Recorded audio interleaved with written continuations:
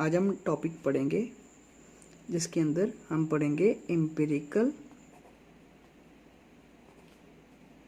And molecular formula. ठीक है, हमने दो चीज़ें पढ़नी है, एम्पिरिकल फार्मूला और मॉलिक्यूलर फार्मूला क्या होता है। सबसे पहले तो बात करें मॉलिक्यूलर फार्मूले की। मॉलिक्यूलर फार्मूला क्या है? जो actual number of atoms present होते हैं किसी कंपाउंड के अंदर। मॉलिक्यूलर फार्मूला क्या है? किसी कंपाउंड के अंदर एक्चुअल में कितने मॉलिक्यूल्स या कितने एटम्स प्रेजेंट है, उस चीज़ को बोलते हैं हम उसका मॉलिक्यूलर फार्मूला। एम्पिरिकल फार्मूला क्या होता है? ये होता है हमारा एक्चुअल फार्मूला, और ये जो है हमारा, ये एक हमारा सिंपलेस्ट या ऐसे कह सकते हो होल नंबर रेशियो है। ठीक है, एग्जाम्पल के लिए बताता हूं। अगर मान लो ग्लूकोज के बारे बताऊं,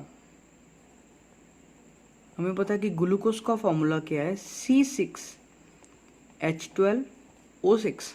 ठीक है, बड़ा सिंपल सा फॉर्मूला है ग्लूकोज का।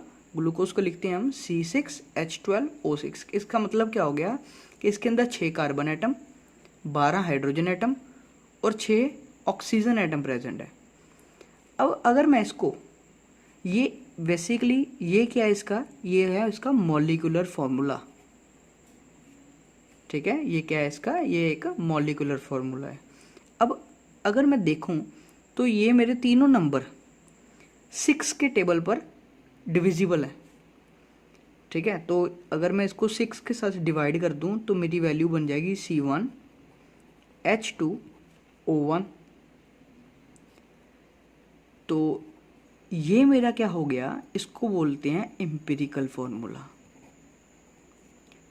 ठीक है, एक्चुअल में एटम्स की रेशियो ये है, बट सिंपलेस्ट फॉर्म में उसको कटिंग करके मतलब लिखा जाए तो वो जो बनता है हमारा, वो बनता है एम्पिरिकल फार्मूला। आपको कई बार पेपर में क्वेश्चन आता है in the basis of empirical and molecular formula, आपको न्यूमेरिकल में दिया जाएगा। ठीक है, एग्जाम्पल के लिए मैं आपको एक बताता हूँ। जैसे आपको कहा गया है an inorganic salt give the following percentage composition. कोई इनऑर्गेनिक साल्ट है कोई, जिसके अंदर जो परसेंटेज कॉम्पोजिशन है, सोडियम की 29.11 है, सल्फर की 40.51 है, ऑक्सीजन की 30.38 है। ये परसेंटेज वैल्यूज़ दिए गई हैं। तो मेरे को कहा गया है कि क्या करना है, आगे इसका एम्पिरिकल फार्मूला कैलकुलेट करना है। ठीक है, मैंने इतनी स्टेटमेंट लिखी बस, आगे इसको कहा गया है कि फाइंड द एम्पिरिकल फार्मूला। सबसे पहला काम आपको सभी की लिखनी percentage composition. Percentage of sodium that is 29.11, percentage of sulphur that is 40.51 and percentage of oxygen that is 30.38।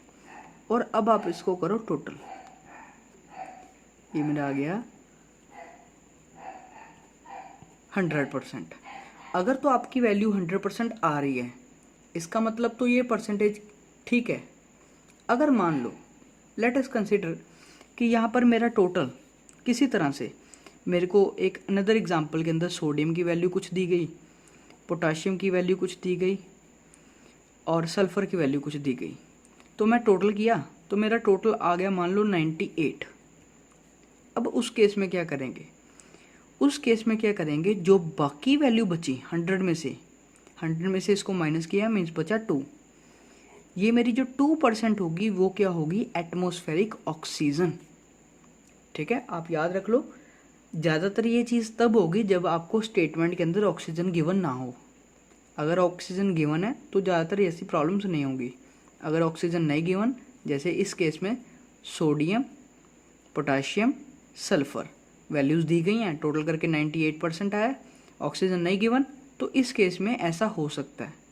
ठीक है, आप ये चीज़ ध्यान में रखना। उस केस में अपने आप आपको पता लग जाएगा ऑक्सीजन की वैल्यू 2% है।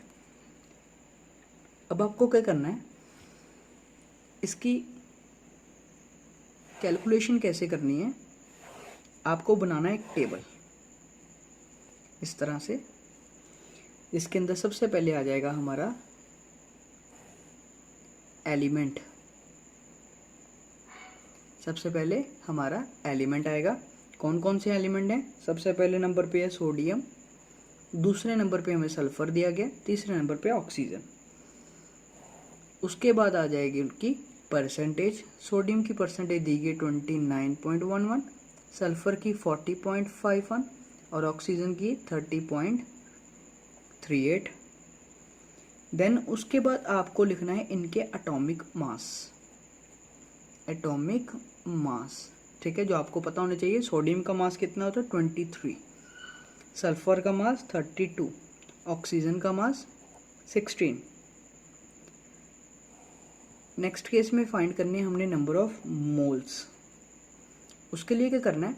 Percentage divisible by atomic mass means 29.11 divided by 23, similarly 40.51 divided by 32 and 30.38 divided by 16। तीनों वैल्यूज़ को मैंने कैलकुलेट करके रखा है पहले से ही। 1.266, 1.266 और 1.897 मेरी ये वैल्यूज़ निकल आई, मीन्स नंबर ऑफ मोल्स निकला है।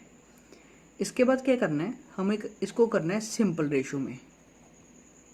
हमें क्या करना है? इसको सिंपलेस्ट रेशो में कन्वर्ट करना है। तो उसके लिए क्या करेंगे? जो नंबर सबसे छोटा है इन तीनों में से, जो सबसे छोटा नंबर होगा उसी के साथ बाकी नंबर्स को डिवाइड कर दो। जैसे इन तीनों में से सबसे छोटा ये है, ठीक है, क्योंकि ये भी सेम है, ये बड़ा है। इसका मतलब इसी को इसी के साथ डिवाइड करना है। 1.266 को 1.266 से, यहाँ पर भी 1.266 को 1.266 से, यहाँ पर 1.897 को 1.266 से। ये 1, ये आ गया मेरा 1.5। वैसे तो आंसर यहीं पे ख़त्म हो जाना था। अगर यहाँ पे 1.5 की जगह मान लो 2 आ जाता, सपोज कर लो, तो मेरा आंसर आ जाना था ऐसे ही। बट यहाँ पे 1.5 आ गया, तो उसके लिए क्या करूँगा? मैं 2 से मल्टीप्लाई कर देता हूँ, ठीक है। तो मेरी वैल्यू बन जाएगी 2, 2 और 3, ठीक है। इसको बोल लेंगे होल नंबर। तो मेरा फॉर्मूला क्या बन गया? सोडियम 2, Na2, S2 और O3। That is the empirical formula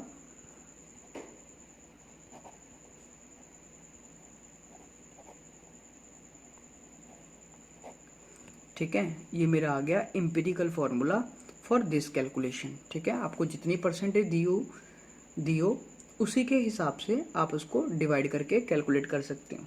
बस एक चीज़ आपको दिमाग में रखनी है कि यहाँ पर पहले परसेंटेज ऊपर रखनी है, देन नीचे एटॉमिक मास। कुछ बच्चे क्या करते हैं? पहले एलिमेंट लिखते हैं, फिर उनका एटॉमिक मास लिख देते हैं और परसेंटेज। ऐसा कभी भी नहीं करना। जो फॉर्मूला है मैं आपको लिख देता हूँ। मोल्स का जो फॉर्मूला है, मोल्स ऑफ एलिमेंट, उसका बेसिक फॉर्मूला जो है वो है percentage divided by atomic mass, ठीक है। Percentage divided by atomic mass. आपको कभी भी परसेंटेज नीचे नहीं रखनी, डिनोमिनेटर में नहीं आएगी, हमेशा न्यूमिनेटर में आएगी। और सिंपलेस्ट रेशियो में क्या करना है? जो सबसे लीस्ट वैल्यू है, जो सबसे कम वैल्यू है, उसको डिवाइड करना है बाकी सभी से। तो आपका आंसर ऐसे बन जाएगा।